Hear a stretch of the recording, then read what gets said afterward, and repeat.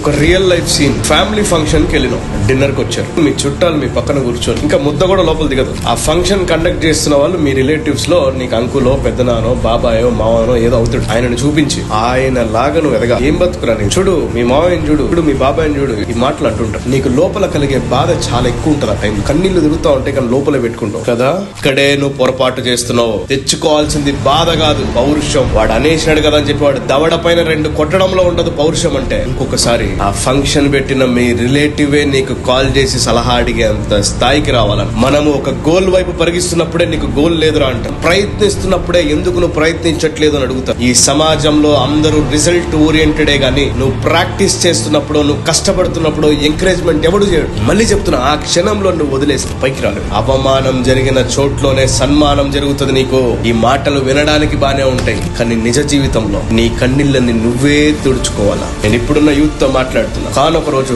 పైసలు ఉండవు, ఎందుకు రా నా బతికిట్లు అనిపిస్తుంది. ఆ రోజు గుండెలు బాదుకునే దానికన్నా ఈ రోజు నుంచి నువ్వు కష్టపడడం ప్రారంభిస్తే లైఫ్ మారిపోతుంది. మీతో పాటు నేను, నాతో పాటు మీరు, వీఆర్ వన్.